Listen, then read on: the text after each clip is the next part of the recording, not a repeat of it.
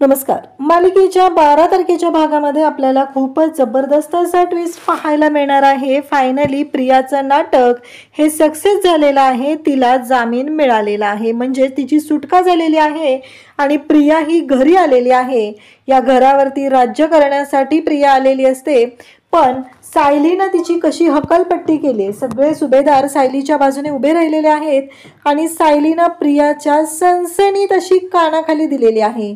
तेव्हा अश्विन सर्वांच्या समोर तिथं बोलत असतो की नाही, हे सगळं तुम्ही जे काय करताय ना ते खोटं आहे, कारण तिला कोर्टाने सोडवलेलं आहे. तेव्हा मात्र सायली सांगत असते की कोर्टाने जरी तिची सुटका केलेली असली तरीही, कारण या घरातून तिची सुटका होणार नाही. कारण काहीही झालं तरीही आत्ता महत्त्वाची गोष्ट जी आहे, त्याचबरोबर इकडे पाहायला मिळतं की जेव्हा या सगळ्या गोष्टी घडत असतात तेव्हा मात्र इकडे सायलीने तिची वाट लावलेली आहे. कारण तिला असं वाटत असतं की आपण आता पुन्हा घरात यायचं आहे आणि सगळ्यांना तिथे दाखवून द्यायचं आहे. परंतु सायलीने सनसनीत अशी प्रियाच्या कानाखाली मारलेली असते आणि प्रियाला तिने दाखवून दिलेलं असतं की चल निघ, तुझी काय लायकी आहे ना हे तुला दाखवून दिलेलं आहे. आणि हाताला धरून खेचतच आता सायली तिला घेऊन निघालेली असते आणि तिला म्हणत असते की नाही, या घरात तुला राहायची तुझी लायकी नाही आहे, तू निघायचं आहे, असं म्हणत सायलीने तिला हाताला धरलेलं असतं आणि खेचतच तिला घेऊन घराच्या बाहेर चाललेली असते. तेव्हा सगळे सुभेदार कुटुंब तिथं असतं, सगळेजण पाहत असतात. परंतु आज सायलीने दाखवून दिलेलं असतं की प्रियाची काय लायकी आहे ते. कारण प्रियाने जे काय कांड केलेलं आहे त्याची शिक्षा तर तिला भोगावीच लागणार होती. आणि इकडे अश्विन मात्र म्हणत असतो की कायद्याने तिला सोडलेलं आहे, कायद्यातून ती सुटून आलेली आहे, तुम्ही तिच्यावरती आरोप करू शकत नाही. तेव्हा मात्र सायली म्हणत असते की कायद्याने जरी तिला माफ केलेलं असलं तरीही आम्ही तिला माफ करणार नाही, असं सायलीने स्पष्टपणे सांगितलेलं आहे. आणि सायलीने प्रियाच्या हाताला धरून तिला अक्षरशः फरफटत खेचत तिला बाहेर आणलेलं असतं आणि गेटच्या बाहेर आणून तिला ढकलून दिलेलं आहे आणि त्यासोबतच तिला दाखवून दिलेलं आहे की निघायचं, चालायला लागायचं, या घरात राहायची तुझी लायकी नाही आहे. त्याचबरोबर कल्पना आणि सायलीने त्या पाठोपाठ दोन्ही बॅगा आणलेल्या असतात आणि त्यासुद्धा त्या फेकून दिलेल्या असतात आणि निघ तू, या घरामध्ये तुझी लायकी नाही, कारण तू या घरात राहण्याच्या लायकीची नाहीस, त्यामुळं निघायचं, असं सायलीने सांगितलेलं आहे. अश्विनची सुद्धा बोलती बंद केलेली आहे आणि प्रिया आणि अश्विन गेटच्या बाहेर पडलेले आहेत आणि सायलीने मात्र गेट लावून घेतलेलं आहे. तेव्हा प्रियाला आणि अश्विनला वाटत होतं की आपण या घरावरती राज्य करू, कायद्याचा बडगा दाखवू. पण आता कायद्याचा बडगा कोणाला दाखवणार आहेत? ज्याची बायको म्हणजे जिचा नवरा अर्जुन सुभेदार, ॲडव्होकेट अर्जुन सुभेदार आहे, तिला आता हे कायद्याचं दाखवणार आहेत आणि तिने मात्र चांगलीच वाट लावलेली आपल्याला पाहायला मिळत आहे. हे सगळं कशा पद्धतीनं होणार आहे ते आपण आजच्या या व्हिडिओमध्ये पाहणार आहोत. प्रियाचा डाव जरी सक्सेस झालेला असला तरी सुभेदारांच्या घरात जाण्याचा तिचा डाव फेल झालेला आहे आणि प्रिया तोंडावरती पडलेली आहे. तर आजच्या या रिव्ह्यूला आपण सुरुवात करूया. प्रियाने महिपतला कॉल केलेला असतो आणि मुद्दाम महिपतला उचकवण्याचा प्रयत्न करत असते, जेणेकरून तिला पुरावा गोळा करायचा असतो.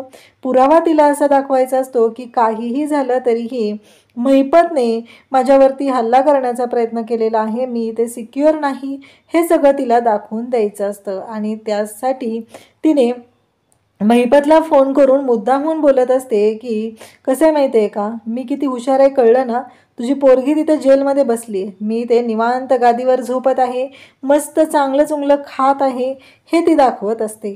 आणि तेव्हा मात्र इकडे सायलीने मात्र आता सायलीने अर्जुनला चांगलंच धारेवरती धरलेलं असतं. ती अर्जुनला म्हणत असते की हे बघा, तुम्ही जे काय करताय ना ते चुकीचं करताय. प्रिया मात्र महिपतला इकडे बोलत आहे, त्याला उचकवत आहे आणि सायली अर्जुनला म्हणत असते की तुम्ही माझ्याशी बोलू नका, तुमचं जे काय चाललंय ना मला. सायली अर्जुनवरती चिडलेली असते. सायलीचं असं म्हणणं असतं की तुम्ही माझ्यापासून का लपवताय. खरं तर अर्जुनला असं वाटत होतं की तो तिच्यापासून काहीच लपवत नाहीये, फक्त त्याला असं वाटतं की काही झालं तरी अर्धवट माहिती सायलीपर्यंत पोहोचायला नकोय, कारण अर्धवट माहिती पोचली तर सायलीला खूप वाईट वाटेल. म्हणूनच अर्जुनने या सगळ्या गोष्टी तिच्यापासून फक्त लपवून ठेवलेले असतात, म्हणून सायलीला त्रास होत असतो. त्यासोबतच इकडे पाहायला मिळतं ते म्हणजेच की अर्जुनला सायली विचारण्याचा प्रयत्न करत असते, पण अर्जुन मात्र सायलीला काहीच सांगत नसतो आणि त्यामुळं सायलीची चिडचिड होत असते. कारण अर्जुनला प्रश्न पडलेला असतो, सांगणार तरी कसं सांगणार आहे तिला, कारण तिला सांगून तरी काय उपयोग आहे, पुढे काय होणार आहे हे अर्जुनला माहीत नसतं. म्हणूनच अर्जुन तिला काहीच सांगत नसतो आणि सायलीने मात्र अर्जुनशी आता बोलणं बंद केलेलं असतं. तेवढ्यातच चैतन्याचा फोन येतो. अर्जुन चैतन्याला म्हणतो की काय रे हे तुझं चाललेलं असतं, प्रत्येक वेळेस तू काहीतरी वेगळं सांगत असतो, माझी बायको बघितलं ना मग काय करते बघ बरं तू, असं म्हणत चैतन्याला ओरडायला सुरुवात करतो. चैतन्य म्हणतो की अर्जुन मला तुझ्याशी महत्वाचं बोलायचं आहे. आणि मग अर्जुन म्हणतो की थांब थांब माझ्याकडे नेटवर्क नाहीये, मी आलोच हा, असं म्हणत तो बाहेर जातो. कारण चैतन्याने आवर्जून सांगितलेलं असतं की नेटवर्कमध्ये ये. याचाच अर्थ चैतन्याने त्याला सांगितलं, त्याला महत्वाची गोष्ट सांगायची आहे, जी गोष्ट सायलीबहिणींना कळली तर खूप अवघड होईल असं त्यांना वाटत असतं. म्हणूनच इकडे आता अर्जुन बाहेर जातो. तर चैतन्य अर्जुनला सांगू लागतो की प्रियाला वकील मिळालेला आहे. आता प्रियाला वकील मिळालाय ही गोष्ट वाटते तेवढी सोपी नाहीये. प्रियाने नक्कीच काहीतरी राडा केलेला आहे ही गोष्ट अर्जुनच्या लक्षात आलेली असते आणि त्यामुळंच अर्जुनने आता निर्णय घेतलेला असतो. प्रियाला वकील मिळालाय, तर प्रियाला वकील का मिळालेला आहे हा प्रश्न उभा राहिलेला असतो. अर्जुन थोडासा वैतागलेला असतो. हे कसं शक्य झालेलं आहे, तिला वकील कसा मिळाला हा प्रश्न आता अर्जुनच्या पुढे उभा आहे. म्हणूनच तर अर्जुन आता टेन्शन मध्ये आलेला असतो. अर्जुनला आता कळत नाहीये की तिला वकील मिळालाय म्हणजे आता वरच्या कोर्टात अपील होणार आणि मोठा राडा होणार आहे ही गोष्ट अर्जुनच्या लक्षात आलेली असते. अर्जुन आता पुढची रणनीती आखत असतो, पण अर्जुनला माहीतच नाहीये की उद्याच आता कोर्टामध्ये हिअरिंग आहे आणि एकदा का प्रियाने पुरावा दिला तिच्या जीवाला धोका आहे तर ऑब्विसली तिची यातून सुटका होणार आहे. महिपतने तिच्यावरती अन्याय केलेला आहे या गोष्टी कोर्टाच्या समोर येणार असतात. इकडे सायलीला आता अर्जुनच्या बॅगेमध्ये तिचं आय कार्ड सापडतं आणि सायली मात्र अर्जुनला म्हणत असते की हे सगळं काय आहे, म्हणजे तुमच्याकडे माझा आय कार्ड कसा आहे आणि तुम्ही ही गोष्ट का लपवताय. सायलीला प्रश्न पडलेला असतो. अर्जुन येतो आणि अर्जुन म्हणू लागतो की अगं ते आय कार्ड मी तुझं, असं बोलायला सुरुवात करतच असतो आणि तेवढ्यातच सायली म्हणते पण तुम्ही ही गोष्ट माझ्यापासून का लपवून ठेवलेली आहे. अर्जुन सांगत असतो की मी तुझ्या आईबाबांचा शोध घेतोय. तेव्हा मात्र सायलीला धक्का बसतो. सायली म्हणते काय, मग तुम्ही का घेताय माझ्या आईबाबांचा शोध. नका घेऊ तुम्ही माझ्या आईबाबांचा शोध, कारण मला माझी माणसं माझ्यापासून दूर जात आहेत, या गोष्टींचा त्रास होतो. असं सगळं बोलणं त्यांच्या दोघांचं चाललेलं असतं. आणि तेव्हा मात्र इकडे सुमनला आता नागराजचं कारस्थान कळलेलं आहे. नागराज तिच्याशी ज्या पद्धतीने वागत आहे किंवा नागराज कुठे जातो काय करतो ह्या सगळ्या गोष्टी आता सुमनला कळलेल्या असतात आणि म्हणूनच सुमन भयानक चिडलेली असते. सुमन म्हणत असते की तुम्ही कुठे जाता काय करता हे मला कळलेलं आहे. तुमचा मित्र महिपत आहे आणि तुम्ही महिपतला जाऊन भेटत असता आणि या सगळ्या गोष्टी त्याच्यामुळं घडलेल्या आहेत. हे सगळं चालू असतं. सुमनचा नागराजला राग येतो आणि नागराज मात्र सुमनचा गळा आवळायला सुरुवात करतो. त्याला जराही लाज वाटत नाहीये की आपली एवढी सोन्यासारखी बायको आहे, तिच्याशी आपण चुकीच्या पद्धतीने वागत आहोत या गोष्टीची जाणीव सुद्धा नागराजला झालेली नसते. सुमन मात्र त्याला म्हणत असते की तुम्ही हे चुकीचं काम करत आहात, हे तुम्हाला मी करू देणार नाही. परंतु इकडे जेव्हा हे सगळं घडत असतं तेव्हा मात्र नागराजने आता सुमनला सांगितलेलं असतं की तोंड बंद करायचं आणि कोणाला काहीही सांगायचं नाही, तू कोणाच्या समोरही तोंड उघडायचं नाही. हे सगळं बोलणं सुरू झालेलं आहे. इकडे सायलीने सुद्धा अर्जुनला सांगितलेलं आहे की नका घेऊ तुम्ही माझ्या आईबाबांचा शोध, गरज नाहीये त्या गोष्टींची, कारण माझे आईबाबा जर मला कुठे आहेत, ते कोण आहेत, काय करतात, जिवंत आहेत का नाहीत, या सगळ्या गोष्टी सायलीला प्रश्न पडलेला असतो आणि सायलीला भीती वाटत असते. सायली म्हणत असते की माझी माणसं माझ्या जवळ आली की ती मला सोडून जातात, त्यामुळं मी तुम्हाला स्पष्ट सांगत आहे की तुम्ही माझ्या आईबाबांचा शोध घेणं थांबवा, तुम्ही त्यांचा शोध अजिबात घेऊ नका, असं सायलीने स्पष्टपणे सांगितलेलं असतं. तेव्हा मात्र इकडे अर्जुनला सुद्धा धक्का बसलेला असतो. अर्जुन म्हणत असतो की सायली असं काय करताय तुम्ही, तुमच्या आईबाबा लवकरात लवकर सापडतील. पण अर्जुन मग आता मनातल्या मनात ठरवतो की काहीही झाले तरीही मी आता शांत राहणार नाही, मी सायलीला तिच्या आईबाबा मिळवून देणारच आहे, असं इकडे अर्जुनने ठरवलेलं आहे. आता सुभेदारांच्या घरच्या बाप्पाचं विसर्जन आहे आणि बाप्पाच्या विसर्जनासाठी सर्वजण निघालेले असतात आणि त्यासोबतच इकडे बाप्पाचं विसर्जन बाहेर अंगणातच करण्याचं सुभेदारांनी ठरवलेलं असतं. सगळं कुटुंब तिथं असतं आणि बाप्पाचं विसर्जन केलं जातं. पण इकडे अश्विनला मात्र आता घाई झालेली असते. अश्विनला काहीही करून निघायचं असतं, कारण आज प्रियाची कोर्टामध्ये हिअरिंग असते. कारण प्रियाच्या हिअरिंगला आता नवीन वकील त्याने मिळवलेला आहे आणि त्या वकिलाकडून त्याने ठरवलेलं आहे की प्रियाची सुटका करायची आहे आणि त्यासाठी सगळी धावपळ सुरू झालेली असते. सायली झोपलेली असते. सायलीला एक स्वप्न पडतं आणि तिचे आईबाबा तिच्यापासून दूर चाललेले आहे त्या गोष्टीची जाणीव तिला होत असते आणि सायली मात्र जोरात किंचाळत उठते. सायलीला वाईट वाटतं. सायलीचे आईबाबा तिला सोडून जाणार की काय अशी भीती तिला वाटत असते. त्यासोबतच इकडे आता आपल्याला पाहायला मिळणार आहे की कोर्टामध्ये आता हिअरिंग होते आणि त्याच वेळी कोर्टामध्ये एक मोठा धमाका होतो. प्रिया तो पुरावा म्हणजे महिपत तिच्या अंगावरती तिला मारायला आलेला आहे हॉस्पिटलमध्ये आणि प्रियाने हे सगळं कांड केलेलं असतं. प्रियाने ठरवलेलं असतं काहीही झालं तरीही या सगळ्यातून आपण आता सुटायचंच आहे एवढंच प्रियाच्या डोक्यात सुरू असतं आणि प्रियाने त्या पद्धतीने कारस्थान केलेलं असतं आणि प्रियाने आता महिपतला चांगलाच अडकवलेला आहे. महिपतने तिच्यावरती हल्ला केलेला आहे ही गोष्ट प्रियाने आता समोर आणलेली असते आणि त्या हॉस्पिटलच्या CCTV फुटेजमध्ये स्पष्ट दिसत असतं की प्रियावरती तिथे महिपत येऊन हल्ला करत आहे.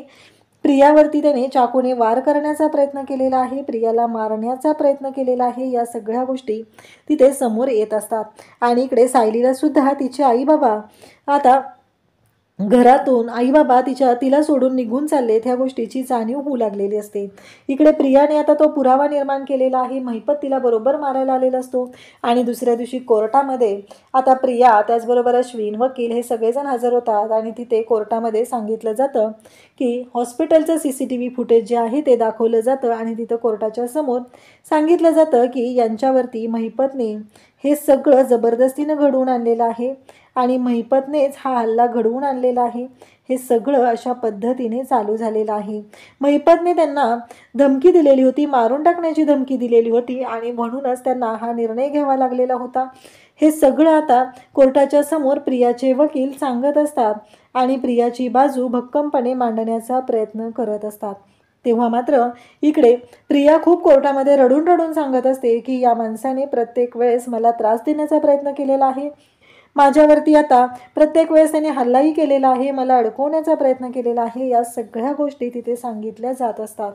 तर इकडे आपल्याला पाहायला मिळतं की सुभेदारांच्या घरी सगळेजण एकत्र असतात. सायली म्हणते की आता बाप्पाचं विसर्जन झालेलं आहे, बाप्पा गेले, आता दसऱ्याची तयारी सुरू करायला काही हरकत नाही असं सायली सगळ्यांना बोलत असते आणि त्याच वेळी प्रिया म्हणते की त्याच तरसाठी मी आलेली आहे ना, आता दसऱ्याची सुरुवात केली पाहिजे म्हणूनच तर मी आले असं प्रिया सगळ्यांना सांगू लागते. आणि त्याचबरोबर हे सगळं जेव्हा चालू असतं तेव्हा मात्र सगळ्यांना धक्का बसतो. प्रियाचा आवाज ऐकून अचानक प्रिया कशी आली आहे हा प्रश्न सगळ्यांना पडलेला असतो आणि सगळेजण पाहू लागतात.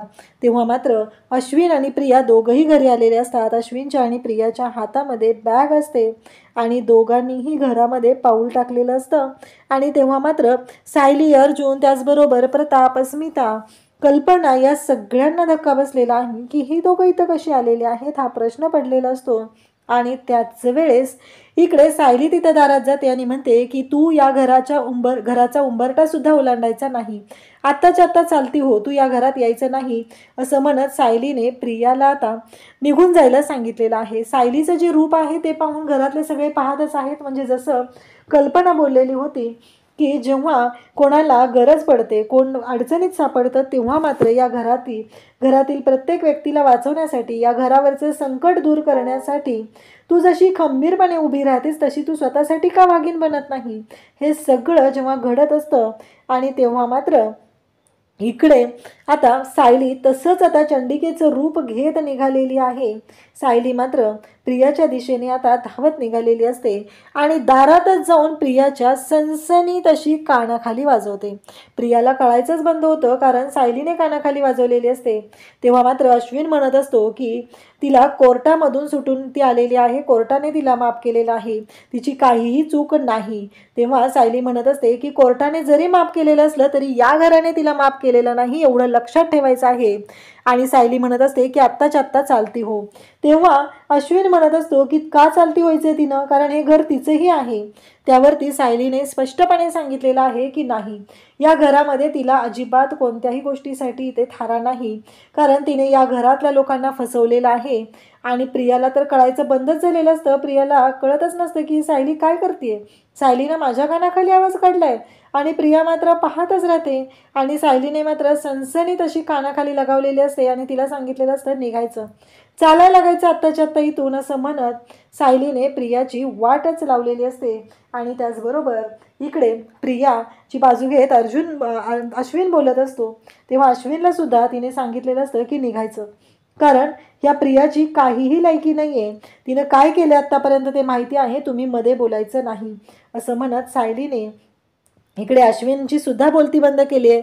आणि प्रियाचा हात धरून, तिच्या हाताला धरून फरफटत घरातून तिने बाहेर खेचत आणलेला आहे.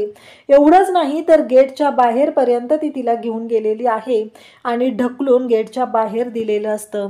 तेव्हा मात्र आता प्रियाला कळायचं बंद होतं, कारण जे काही घडलेलं आहे ते खूपच भयानक पद्धतीनं झालेलं असतं आणि प्रियाची मात्र पुरती वाट लागलेली असते.